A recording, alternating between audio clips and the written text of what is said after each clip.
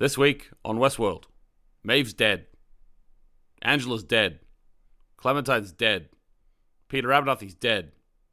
Elsie, no idea where she is. Come on to the After Dark Podcast. The podcast in which Sheriff Anthony does his best to wrangle Konrad through Westworld, one doggone episode at a time. So kick back and grab yourself some Apple Jack, or some Adam's Ale if that's your preferred poison, and get ready for these two wannabe cowboys to ramble the night away. Music was provided by the fantastic Nancy Wyatt and Jared Iscariot. Enjoy the show!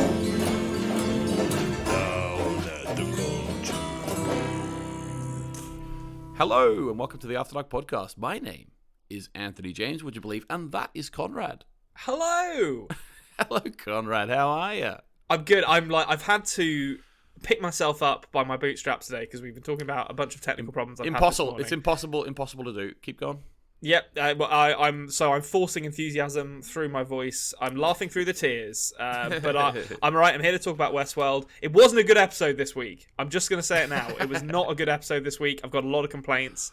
But that's going to be fun. We're going to find the fun in that. I'm looking forward to finding the fun in that. Pick yourself up by the bootstraps. Let's talk about it for a second. Did you know that was created to make fun of people who make fun of right wingers, because it's impossible to do. You cannot pick yourself up by your own bootstraps. Funnily enough, boots don't have straps. That's not. They have laces. That shows you how old the saying is. Maybe I don't know, but also it's funny that it's been adopted now into the It's actually like they say it unironically. Yeah. It's like, what are you talking about? It's like the term snowflake. Do you know, like Chuck Palahniuk in the book for Fight Club created the term snowflake for like insecure, like, you know, manly men or whatever. And now they use it to. You guys, you get it. It's ironic. Snowflake funny. has just been devalued to the point where, like, literally it means anyone who disagrees with something I say is a snowflake now. Like, it's utterly irrelevant. Whereas, picking yourself up by your bootstraps, I feel like, has been co-opted by the kind of supposedly entrepreneurial capitalist elite. You're like, listen, I did it. I just had a couple of $100,000 to start myself on my way from my rich parents, or I just got all these government bailouts, or took all these loans, and I managed to do it. So you can too. Just all you need is a pair of boots, and you'll be on your way to being Elon Musk. Do you know what? If anyone can pick themselves up by their bootstraps, it's Dolores, because she's doing a good job in this one. So we'll get into it, guys. First of all, Konrad, what do you think, though? We'll do a bit of a recap. Yep, let's do it.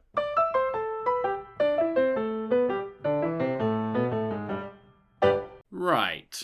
So. Sorry, guys. This week I am looking after the kids and therefore I have a robot voice. You could say I am a host version of Anthony. Nevertheless, let's talk Westworld. Bernard and Ashley plan to escape, but that is scuppered when they find Ford's old house and they find out Bernard is a host. Bernard gets virtually waterboarded as Charlotte wants to find out where the data package is. Dolores and the crew arrive and kill some fools, including that greasy-looking motherfucker. They plug a USB into the neck of Peter Abernathy to download the data from his brain nut. Ford is alive in the testing system, or whatever it is called, and then leaves with Bernard and is now a Force ghost who loves shooting. Bernard also found out that the humans want to become a host, and the park's real aim was to collect data to this end. Maeve makes a load of hosts attack the man in the black, who somehow survives. Maeve's daughter does the one thing she told her not to, and then Maeve is shot herself. Great little scene between Charlotte and Dolores. Backups get destroyed because a greasy couldn't keep it in his pants. Teddy kills Irish Jim and Dolores kills her own father for his brain nut. Did I miss anything? Right, Konrad. First place we should start, I think, in this one. I want to talk. Let's just go straight into it. I want to talk about the Force ghost that now exists in this show. The Ford ghost, we should say. The Ford. Okay, listen. I'm just going to get out ahead of this. We've got to get out ahead of this. Yeah. The scene where Ford's Obi-Wan Kenobi shows up and tells Bernard to put away his targeting computer, and that's all good. That's all good fun. The scene at the very end, where it cuts between Bernard gunning down all the humans that he's found and Anthony Hopkins maniacally grinning as he also fires an assault rifle, is one of the funniest things I've seen in this show. It made me laugh so hard seeing he looked like a fucking gangster in a 20s movie, just like as he fired his assault rifle from the hip. So it looked like in the film The Mask when Jim Carrey that's exactly what it looks like. Yeah, it was so funny, and I'm sure he had a whale of a time. In fact, probably the reason he came back, because I was like, at the end of the last episode where we saw his reflection, I speculated that maybe they didn't get Anthony Hopkins for that because it didn't look. I mean, it sounded like him, obviously. Yeah, it didn't look. It could have been look CG. that much like him. But so I was impressed that they got him back for this episode, because this seemed like the kind of thing that Anthony Hopkins would do like a one and done for, because he's a very busy man. But he's a Force ghost now, so he's back for the foreseeable future, I guess. Yeah, we'll see. We'll see what happens. It's very interesting that he's a Force ghost. I gotta say that the sort of maniacal Tommy gun flashing light scene was funny for me. It was a bit crazy. Still doesn't top the throwing the ball into his own hand scene. That was that was true comedy. I think he's a better shooter of a gun than he is a ball thrower to himself. You know? Yes. Yeah. He's not an athletic man. He's never been an athletic man, and we just have to accept that about him. And like he's an actor with some limitations, and we just have to be realistic about that. Which is interesting because he was Zorro. Was he Zorro? No, he was. I can't remember who he played in Zorro. He was definitely in that movie. He played Zorro. Did he actually play like the 60s old Zorro? Zorro? He was the old Zorro who then mentored the young Antonio Banderas. Oh, okay. It's been a while since I've seen those movies. I mean, yeah, he's old though, isn't he? So he doesn't need to do it. It's like Alec Guinness in Star Wars, funnily enough, where it's just like, I'm just going to wave the lightsaber around a little bit, and and then they go to the prequels, and it's doing all the fucking bam bam bam bam bam bam bam bam backflip cartwheel. Like it's inconsistent, but we don't care. We allow it. We allow the movie magic to suspend our disbelief. The height of the Republic. Sorry. Yes, exactly. I'm trying to think of a Ewan McGregor line now. I can't think of any because I remember nothing from those movies. Yeah. Hello there. Not the younglings. I don't even know if he says that. I'm going to be honest with you. I'm a person who prides himself on being attentive when watching television and films, and it really bothers me when I don't understand something, and there are a lot of things in this episode that I don't understand. Talking about the Force Ghost, I don't understand how Bernard putting his brain nut in the simulation and then seemingly bringing some of the simulation back with him into his brain nut fixed everything according to Elsie, like stopped the machines from being all clogged up or whatever was going on. There's a few things. I think that's one of the reasons why I didn't enjoy this episode that much, because there's a few things where I'm like, I don't understand what's going on here, and I'm reasonably intelligent. So if I'm not getting it, then I feel like the show is doing something badly to fail to explain it to me. Yeah. Okay. Fair enough. I missed that plot point, but I will say this. I think that potentially maybe Ford just like coded something in to say, when I leave the heaven place, you can actually put me in, it will fix everything. And now he's on the brain nut of Bernard as well. So Bernard's got these two characters inside, which is going to be interesting to see what goes forward. I will say, did you understand? So it sort of ties in to the data that they want from Peter Abernathy's head as well. Well, that's the other thing I don't understand either, is like, I don't know if Peter Abernathy's data is a MacGuffin or if it's actually going to be plot critical at some point, because no one seems to be saying really what it is. Like, so there seems to be some implication that it's like a backup of all the data that they gathered of all the visitors from the park, which is fine, I guess, if that's what it is. But it does just kind of feel like a MacGuffin, and it's a bit odd that everyone is kind of fighting over this data when it's not really clear what it is or what the implication of having it is. So I think it's heavily implied to the point where if you were properly following all the threads, which I know is hard to do, you could have put it together in this episode. And I think basically what they're trying to do with all this data, because they've been tracking the human mind, they're trying to decode the human mind. All of that data will actually be able to lead them to create a sort of a host version of living people. Yeah. And I imagine that is because they want to live forever in some way. So that's basically what the data is for. The data has been collected over 30 years, and it will help them be able to create, basically create Bernard, I suppose. You know, like, yeah. Ford's already kind of done it, and I think that it's that's literally what it's for. It's just like research data that they need to actually be able to give humans eternal life, although they won't really, because obviously when you create that makes sense. I guess the thing that I'm struggling with that is that my perception of the hosts is that they've already kind of done that.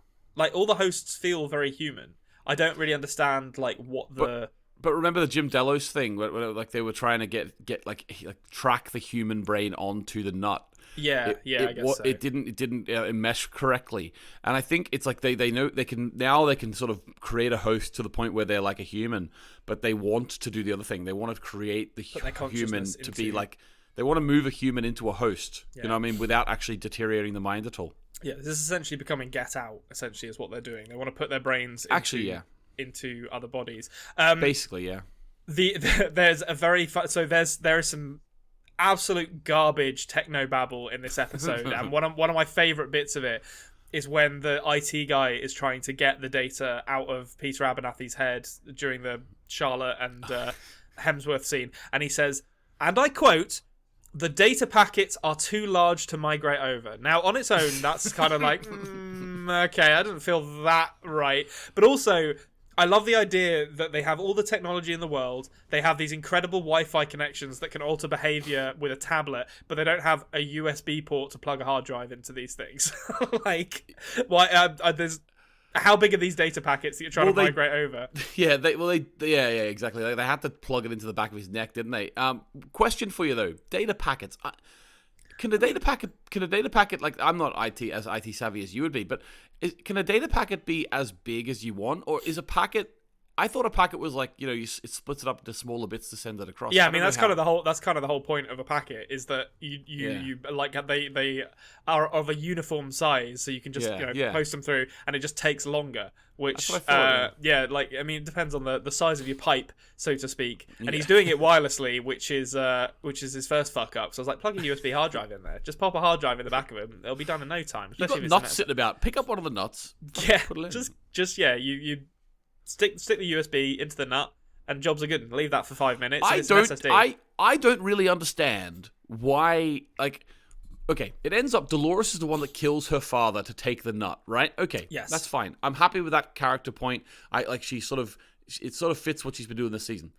I don't understand why Charlotte, in order to get away, didn't just take the nut out of his head and then run. Yeah. Like, I don't know why she was like hesitating doing that. Yeah, I mean, I guess if we're being charitable, we can say that maybe there is some failsafe where if any part of a host crosses the boundary, it scrambles it, like it wipes it, something like that, maybe. But I was kind of like, if that's in place, you really need to. That's one of those things that you really need to introduce and be like. They've said that the host's necks will explode, or no, it says one of the vertebrae explode, isn't it? If they go beyond it, which is fine. But like, if that was in season 1 and they haven't mentioned it since then, if they wanted to introduce this as a plot point to explain why Charlotte can't just leave with literally cut his head off, stick it in a bag, get in a car, drive away. Like that's all you need to do. That this whole like kind of last stand is silly and to be honest, this whole plot line with Bernard and Charlotte is in this episode is stupid. Like, the idea that they are virtually torturing a host at the beginning. The whole like, we're making him think he's being waterboarded. It's like, he's a computer. The data's there. You can programmatically force him to tell you whatever you want. You don't need to torture him. Especially given that torture demonstrably and objectively doesn't work most of the time, like, because they'll just tell you what you want to hear to make you stop torturing them. So it's just like, and it's like, I get it from like a thematic standpoint. Like we're still. Hang on, did you just say that torture doesn't work because torture gives you the information? Is that? Well, no, is that they'll tell said? like torture is proven to be ineffective because the person you are torturing will tell you whatever you want to hear to make you stop torturing them. Like so, if you that's the point of torture. I don't. Yeah, understand. but then it's not necessarily right information. So if you're torturing someone to be like, gotcha, I understand. Yeah. If you're saying like who blew up this thing, they'll just give you a name like because they want you to stop torturing them. That's exactly right. Yeah. But yeah, so the idea that they're doing this to a robot that they have the ability to just get the data from, it's like I understand it thematically. It's like, okay, the humans are still the bad guys, we're still kind of on Dolores' side here, but you don't need to do that. It's just stupid. It just doesn't make sense. In fact, it's even more stupid when you look at it, the fact that in the first season there was so much put into the idea of previous builds. Like they had all the previous builds there. Like, why the fuck is this robot who's just a computer able to hide things within his own brain that they can't find? Just like it's a really weird kind of file system that he can just somehow like he's got little cul-de-sacs that he can just sneak data into that you can't see somehow.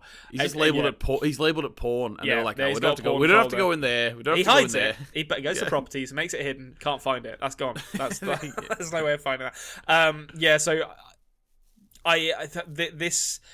this plot line was a bad one. It was a bad one in this episode. I think it started badly. I think I like... In fact, even the Hopkins stuff, to be honest, not to belabor the point on this, but when he goes into the simulation, or when he's in the simulation, which is visually very nice looking, by the way. I love the widescreen format they use there. You get such a rich image out of that. But when he's in there, he's talking to Anthony Hopkins and like he's talking to Ford and Ford like is talking about Jim Delos and basically saying like talking about the reasoning for them setting up this simulation to try and sort of capture the data of the humans who visit the park in order to create like crack this nut, if you'll allow me a pun, to kind of recreate humans. And he says that Jim Delos was a businessman. He would have preferred death to a bad investment, which I understand is probably a joke, but as soon as I heard that I was like, I don't think he would actually. I think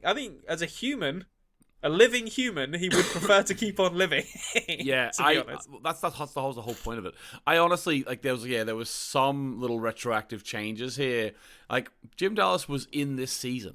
Yeah. So why are we almost kind of like retroactively changing his motive when this whole season was written together? Like if it's like, it's almost it reminds me of like you make a mistake in like say you're writing a poem, you make a mistake and you don't change it. You just like acknowledge the mistake later. I don't really understand why they didn't just go, oh, that was his motive. All right, let's go back a few episodes and actually just redraft it. Then, Yeah. I mean, I suppose if they, I don't know. Oh, this came out on HBO first, didn't it? So they're probably writing an episode at a time. So yeah, they probably released it, and then someone's fuck! Like we wrote that wrong. We're just gonna have to retcon it 2 episodes later. No. It's not. It's it came out weekly, Konrad. Like they had the whole thing written and they filmed. You the think whole they had thing. a whole? Yeah, maybe. I guess of course I think they did. They don't make an episode of Westworld in 1 week. It's not South Park, like. Yeah, maybe it is. I don't know. Maybe it's like it's like Grey's Anatomy. Like they're just like, I don't know. But this one's going to be about COVID now, I guess, because that's what's going on. It's actually mental that that's how some TV shows used to be made. Like Seinfeld was made like that, where like everything was in 1 week. Obviously, they had writers' rooms and stuff, which was like coming up with ideas. But like 1 week, they like when the episode aired from the previous week, they hadn't started filming the next one yet. That is crazy. That is a stressful turnaround. Because like we got to get something. Like we've got a week to get something out the door here, guys. I don't know what it's going to be, but yeah. So they could have rewritten that. Then yes, I think is the underlying point there. They could have changed that.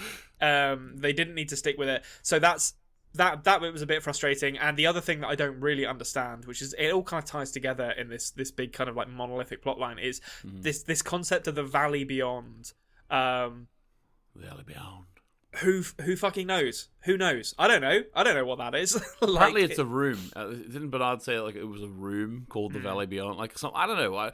Obviously I do know. I've seen it, but I mean, like the way they're describing it, I'm gonna say to you, Konrad, the way that keeps getting described doesn't fit what I remember it being. I'm expecting it. I know. I did this with Dark. I do this with every show. I'm expecting it to be like the big the Colonel Sanders television room in the Matrix, where like someone turns up and it's like a really old version of Anthony Hopkins in there, just like, I've been waiting for you to arrive, Bernard. Well, what's your thought about the Valley Beyond, considering that in the future timeline in this season, when they talk about the Valley Beyond, we're going to go back to the Valley Beyond. They're sort of referencing like all those dead hosts from like we've forgotten about that. Like in the future timeline, most of the hosts are like lying dead in that water.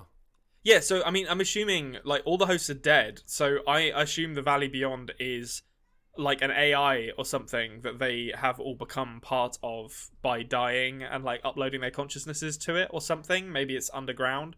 That's, I guess, what I think it is. But I think the reason I find it frustrating, and I know it's done for dramatic purposes, but it's a bit, it's annoying for them to have this this dual timeline structure, wherein the present timeline, everyone knows what the Valley Beyond is. They're just not saying. So the mystery it isn't really mystery, because it's like you're not it doesn't really work dramatically because you're not finding out what the Valley Beyond is along with the characters. You're just having that information withheld from you. Yes. To try and make it feel mysterious, which doesn't work. Like if you want to do the sort of film noir thing where the protagonist doesn't know what something is and the audience don't know what something is because you're largely seeing it from that character's perspective, that's fine. But if everyone is in on the mystery apart from you, it's like, well, can someone just fucking say what the Valley Beyond is, please? Actually, you're exactly right, and this is maybe why the first season was better than the second as well,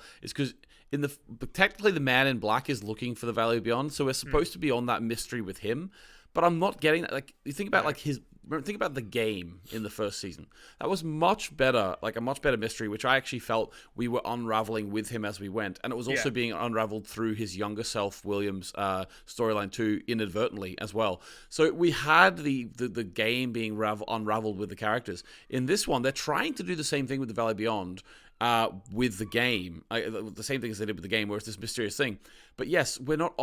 even though we're kind of on the journey with the Man in Black, I don't really feel like I am. And we've got so many other characters talking about it. It's just like, what are we doing here, guys? You know? Yeah, I think that's the frustrating thing, is that like in the first season we could spend a lot more time with the Man in Black and with William. So the fact that we were being kind of carried along with them towards this mystery really worked. Whereas in this, there's like all the different characters and the different timelines, and there's not enough time to spend with any one character to really get a sense that is your protagonist who you're following towards this mystery. So it's just like, you just feel like, well, the Man in Black doesn't know, I guess, but he seems like very much a side character in this season based on how much screen time he's getting. So it just feels like they're deliberately withholding information from you to try and give you a big reveal at the end, which it might be cool, but it's not going to be as satisfying as it could be if they had actually kind of committed to the mystery properly, I think, which is it is frustrating.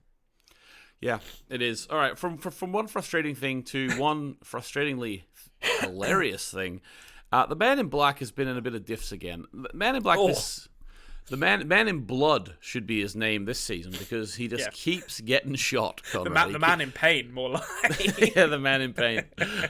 So before we get into our special segment this week, we may as well talk about the thing that leads up to it. So Maeve is sort of with her daughter, protecting her daughter, and then, wouldn't you know it, it reminds me of George Lucas talking about the prequels and the originals. You know, they rhyme. You know, they rhyme. So like. The season 2 rhymes with the first season. We get Man in Black coming back into the room where originally he killed the daughter. It was William sort of testing if he could do the most horrible thing he can think of. He could.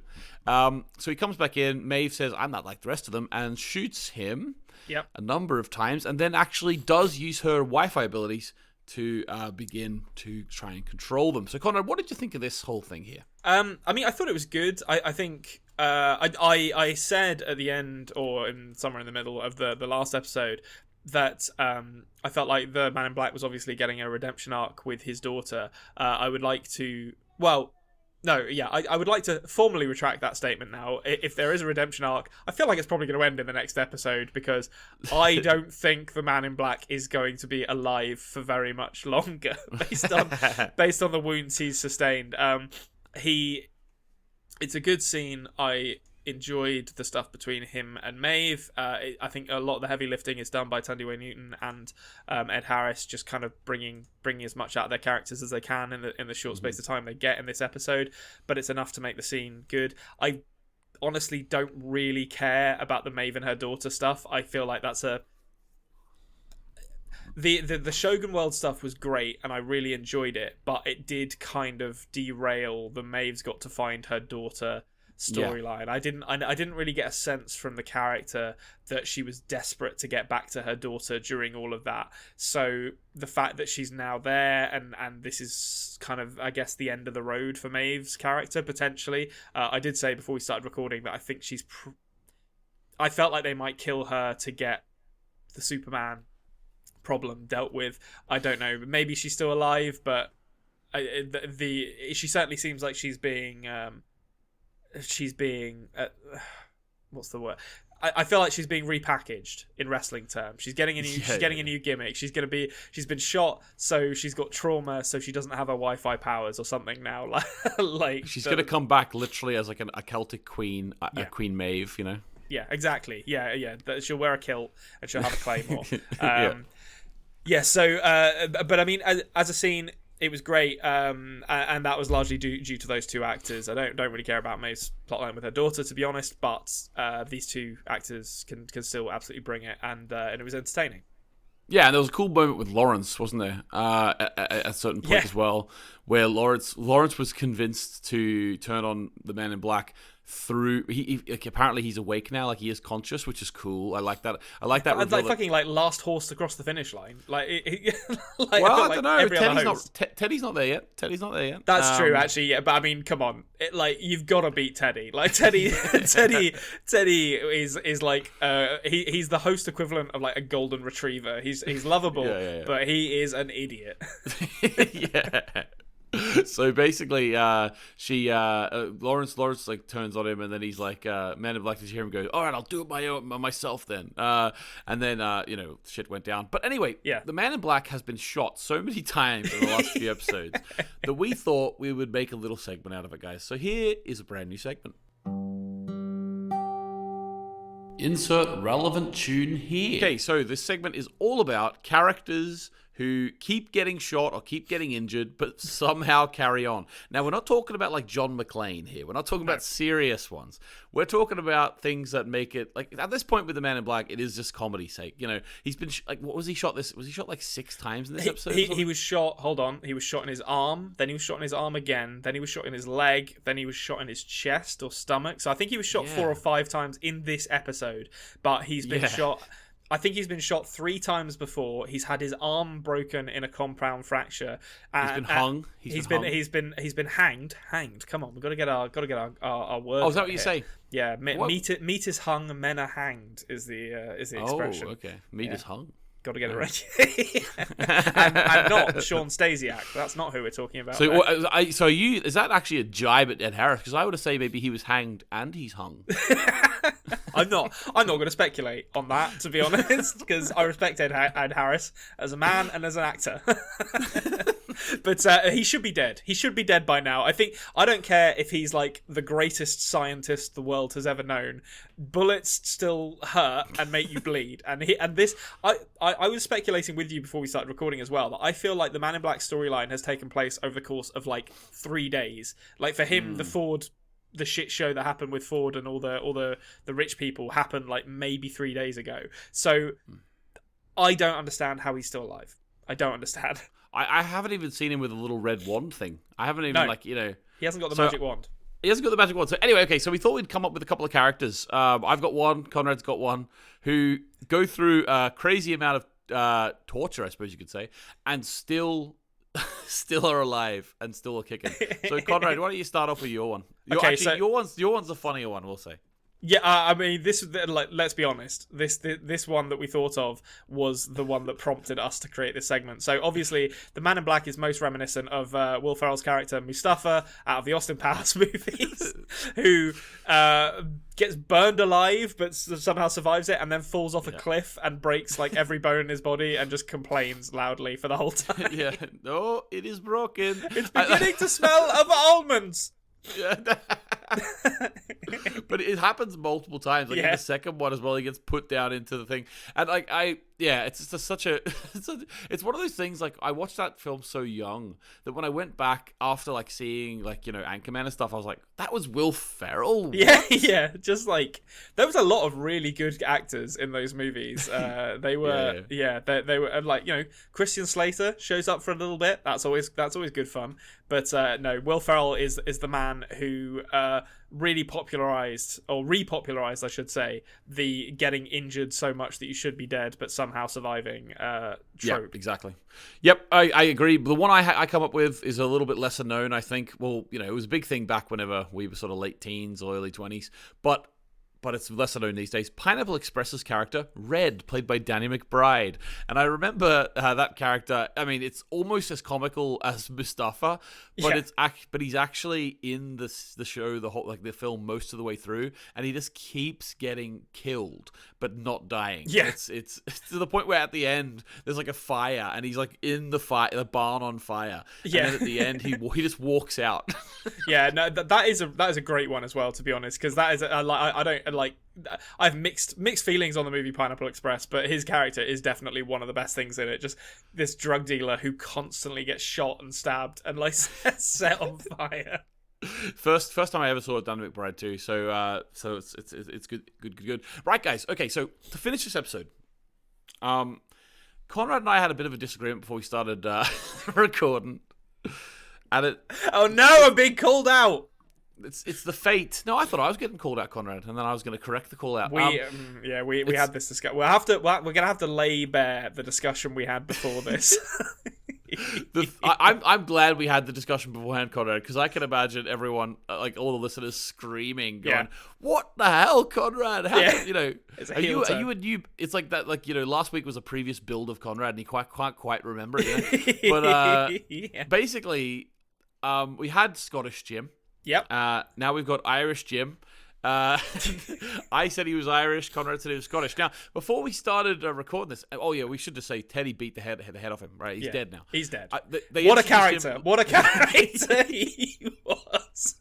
He existed just long enough for us to argue over what his nationality was. That's a fucking character that George Lucas would be proud of. Like, name one thing about that character. It's just like, I don't know. He was from either Scotland or Ireland, depending on which one of us you are. So basically, guys, before we started, this is a funny way to end the episode, but before we started recording, Konrad said, "I've got a bone to pick with you." I looked for the fight. He looked for the fight, and he said, "Last week you said this guy was Scottish, and I said he was Irish." I was like, "No, Konrad, no. That is not what happened." So check the I just want to make it check the tapes, clear, everyone. Guys. Yeah, check the tapes. I'm the one who said I thought he was Irish. You're the one who said he thought he was Scottish. Now, I just wanted to lay this bare, Konrad, for the audience to see the true man. The one. Listen, I'm. You all know me. I'm man enough to hold my hands up when I've got something wrong. But I will say, I am not 100% convinced that he didn't change his accent between episodes. Oh, you came out so hot. I was hot. You came out so hot on me, and now you realise that you're the one who said he's Scottish, and now you're saying, well, maybe he was Scottish last week. Yeah, I think he was Scottish last week, and he was Irish this week. And if we'd have got him next week, he would have been Welsh. Like, it would have just cycled through the accents. They killed him before it was going to get offensive, you can't have him doing too many accents here. Yeah. But yeah, so there we go, guys. That is the true man. Did he even have a name? Did that character have a name? I don't know. Irish Jim is what I'm calling. I didn't catch it. I mean, like Paddy Murphy probably. You're allowed to say that. I can't make those jokes. Like I'm an Englishman. I'll get myself in hot water if I make them. I will. I know we're ending on this. The one thing I will say about both him and his men is that they are the biggest fucking red shirts in the entire show, and never was that better emphasized than the scene in this episode where long slicked back hair man who was introduced in this episode and knows full well that Angela and all of Dolores's like hosts are murderous psychopaths who will kill them at the drop of a hat, and is somehow seduced by Angela so that she can blow him up with his own grenade. It's like, just shoot her, you moron. Like it's ridiculous. It doesn't make any sense. It's his only chance. She's like Jessica Rabbit to him. He's just like, I can't resist the charms of this woman. Yeah, is she magical as well? She must be. No, but the thing is, Konrad, she's perfect. So it got him, and that's what I say. If I was that guy, right? I know like soldiers apparently are like they're meant to be brave. I don't know what's going on, like, but let me say this: I would not be carrying a grenade with that much explosive capability on my belt. Like that was huge. That was like it was like C4 that he had on him there, which it was so big that Dolores knew with just hearing the thing. It's like, no more backups. We're truly free now. It's like, what? That was huge. Like, the whole room went up. I don't know. Yeah, don't coat. Stupid. Yeah, I would say don't coat your backups in like flammable liquid. That's all I would say. Yeah, that's what it looked like. You know what it is? It's like that bit in Inglourious Basterds where they burn the cinema, and it turns out they're all actually stored on like nitrate film. And so it's just the whole backup center was just a massive tinderbox waiting to go up. Yeah, it must be. Right, guys, well, there we are. That's the episode anyway. Next week, we're on to episode 8. We got 3 more of the season to go.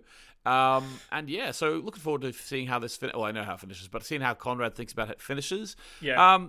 So we've heard, actually, we've not really talked about theories for a while, but Konrad has actually mentioned a few things. He thinks that, I think I'm going to hold you to the theory that the Valley Beyond is some sort of place where they transfer something, or AI? Yeah, it's like, I think they've like transferred their consciousness into something else, possibly like an AI or something, and I think that's probably what the Valley Beyond is, because they've clearly abandoned their physical bodies by the present day storyline. So, and we've also had hinted at the idea of something like that existing through the Ford world or something, like where they put the nut in the water. Anyway, guys. This is a great show.